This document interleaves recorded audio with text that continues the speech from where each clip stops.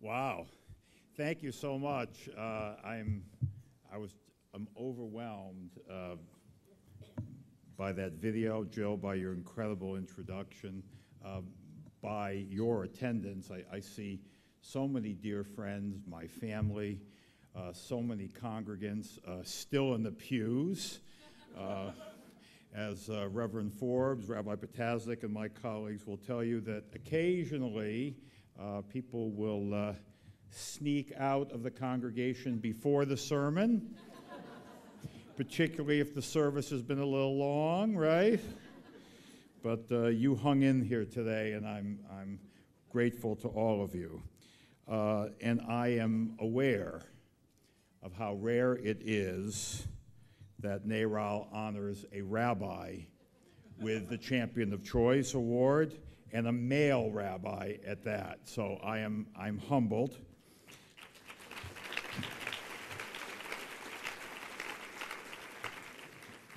As I'm going to explain to you in the next few minutes, I am pro-choice because my faith will have it no other way.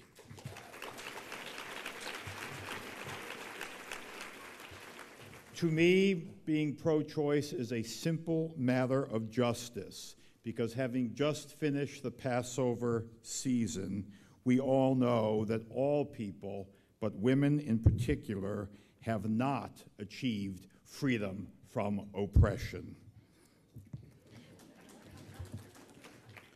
I'm also pro-choice because I'm married to an amazing woman and advocate, and were I not pro-choice, I would no longer be married to that. I want to thank Kelly and NARAL for fighting for rights we thought we had fully secured 40 years ago. I am very grateful to my dear friend, Jill Lafer, for her introduction and for her friendship, her family's friendship, to Gina and me and our family for many years. I want to thank Donna Bascom, our incredible chair and founder of One Voice to Save Choice.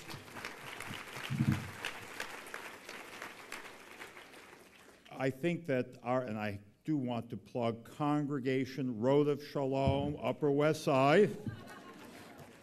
But I think that One Voice has set a shining example of what one synagogue can do to be true to our religious convictions, and I'm pleased that One Voice received the coveted Irving J. Fain Award for Social Justice for choice work. I want to thank our co-chairs, vice chairs, board members, Sarah Wolkowitz for that incredible tribute of video.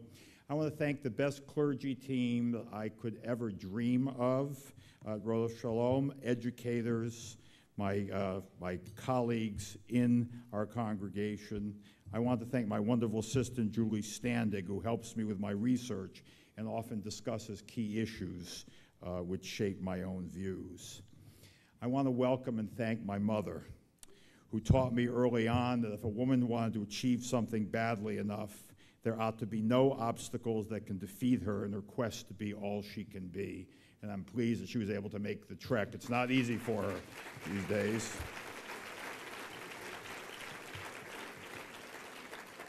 My Sibs have a great role model in her, and I'm so delighted she is here. I want to credit my sister Sherry, who for years has worked hard for legal rights for the women of Connecticut who have no means or no voice to represent them. I want to credit my sister-in-law Alice, who 20 years ago gave her pro bono legal expertise to the Center for Reproductive Rights, trying to legalize the morning after pill as a way both to relieve trauma and reduce the necessity for abortion.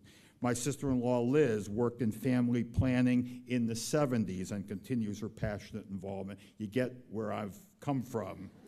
But I want to particularly thank Gina, who is my closest confidant and mentor, who is one of the most principled and caring human beings I know. She is unbelievably passionate about this issue, and her commitment and resolve are literally responsible for my being here today.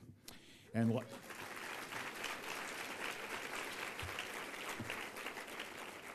lastly, I want to thank my own children. My daughter Maya took a day off from school, tremendous sacrifice. But I not only love her, but I respect her for the person that she is and the concerns for other people that she evidences. You saw our incredible high school youth group who are lobbying passionately for the Reproductive Health Act in that picture, and you are right, we need more young people to do that. So the right to choose is still the law of the land. In a real sense, though, that right was granted to women many thousands of years ago by a higher power. According to the Holy Scriptures, human beings were put on this earth, the crown jewel of creation, with the right to make choices. From the Garden of Eden, it was clear that human beings could choose virtue or sin, human dignity or human degradation. The very last plea from God to Moses before his death, I have set before thee life and death, the blessing and the curse. Choose life. Choice. If there were no choice, there would be no plea. Choice is the core principle of the vital movement of Judaism, Reform Judaism, that I represent. The individual ultimately has the authority to make personal and spiritual decisions.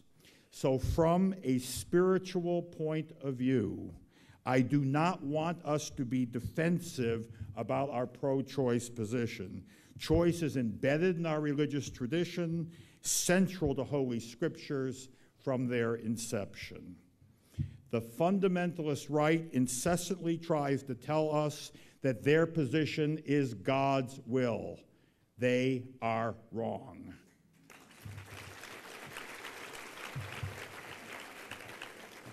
The fundamentalist right tries to tell us that Scripture explicitly sides against choice. They are wrong. I want you to listen. There is not a single verse in any Bible outlawing abortion. The fundamentalist right will tell us that life begins at conception and that it is a biblical point of view. They are wrong. The only reference to abortion in all of Scripture, Hebrew Bible or Christian Bible, is actually an inadvertent reference, but it tells us a lot, and here it is. If two men fight together and hurt a woman carrying a child, so that her fruit depart and yet no other harm follow, he shall be fined, according as the woman's husband shall negotiate with him. But if any other harm follow, then there shall be eye for eye, tooth for tooth, life for life. It is precisely because life does not begin at conception according to the Bible that the penalty is not death. The fetus is clearly not considered full life, but potential life. Later Jewish tradition established when life begins and is interested, as Roe was at the outset, and as all of us need to be, with the issue of viability.